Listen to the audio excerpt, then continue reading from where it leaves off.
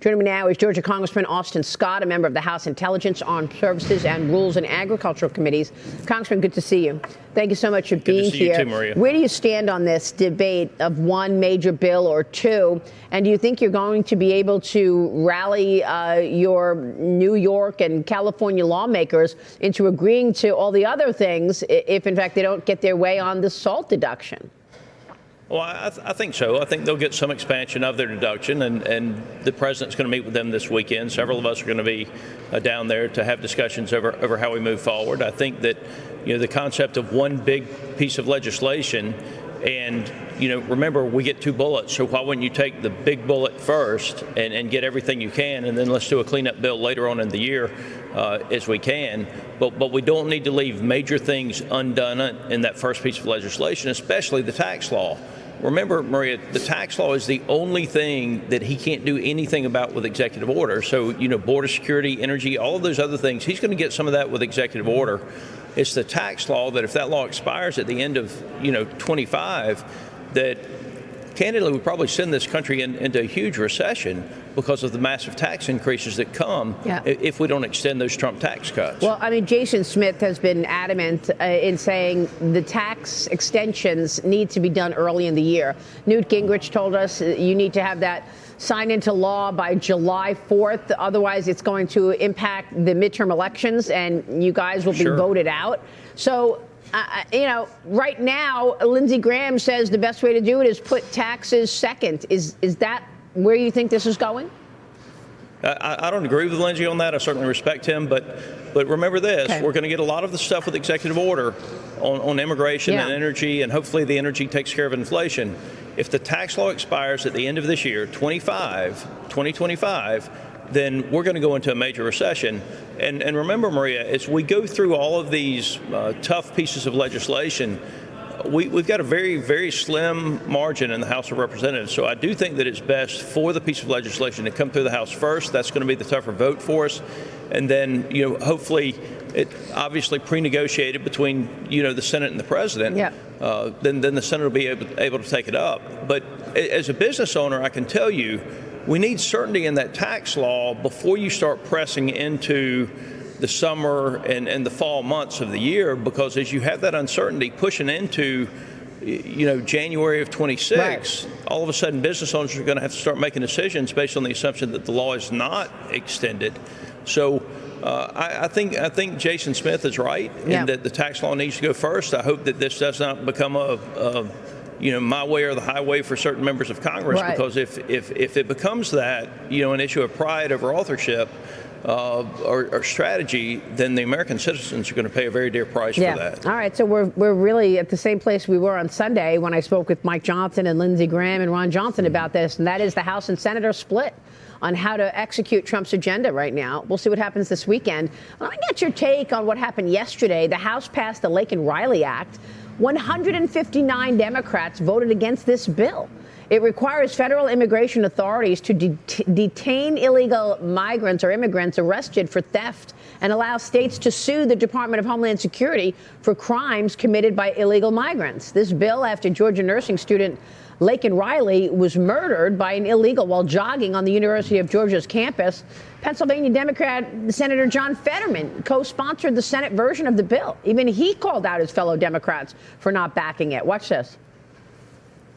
Though it shouldn't be controversial to have a secure border, and the numbers are out of control, and you can be pro-immigration, but we need a secure border, and here we are now.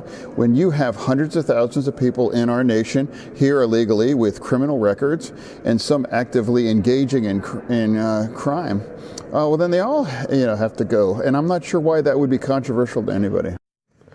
What do you say about this, that 159 Democrats voted against this bill, Congressman? Well, first of all, my heart goes out to her family.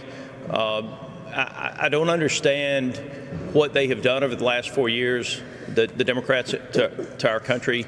I have I-75 that goes through the heart of my district. We have calls from judges on a regular basis talking about people that they've caught that they want to detain and turn over to ICE. But because the previous administration, or the current administration still, Joe Biden would not put detainers on those criminal illegal immigrants, that they had to turn them back out on the street. And so I don't understand how anybody could be opposed to the piece of legislation that we passed yesterday. I think it will be passed in the Senate. I think Senator Fetterman is exactly right. But there's a faction of that Democratic Party that in primaries, some people that are pretty normal up here are scared of because of what they'll do to them in the next Democratic primaries. And they demand open borders.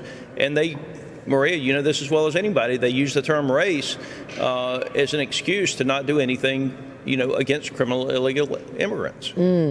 Well, look, that was quite the press conference yesterday by President Trump talking about just this subject, this very issue that he wants to make sure to hold Mexico accountable for not stopping the illegals flowing into America. Now he's vowing to rename the Gulf of Mexico the Gulf of America. Congresswoman Marjorie Taylor Greene already drafted legislation to make this happen. Trump pledged to acquire Greenland, the Panama Canal, and make Canada the 51st state. Congressman, some of this, I think, was a joke in terms of Canada. But what are your thoughts on what President Trump said yesterday on the Gulf of America and Panama and Greenland? Yeah, well, let me start with Greenland. Geographically, there is a certain strategic importance there that most Americans probably have not gotten a grasp of yet. It is an important region for us as a country. It's important for global security. The Russians and the Chinese are increasing their activities in that region of the world. And so Greenland, it does have strategic importance. And I think President Trump, will ultimately want to get to some type of agreement with them where we have a relationship that's more mutually beneficial than the current one. Obviously, when you get to the Panama Canal, we built it, we paid for it, we should have never given it away.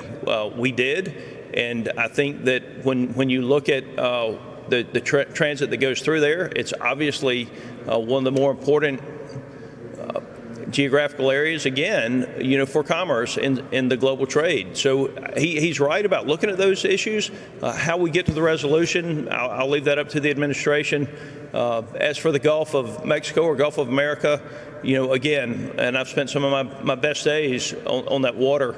I don't think the name of it is as important as how we're going to handle the law enforcement in that area. There's a tremendous amount of illegal activity that occurs in that body of water, and I think that the president is intent on stopping, whether it be the illegal fishing and the cartels are illegally fishing in that Gulf, or the illegal transit across the Gulf that's bringing narcotics and drugs into our country. So whether it's called Gulf of America or Gulf of Mexico, I care more about the enforcement mechanism in that body of water, making sure that the illegal activity is stopped. Yeah, and President Trump is focused on national security. That's why he's so focused 100%. On Panama Canal, I think, because China 100%. Is using the Panama Canal.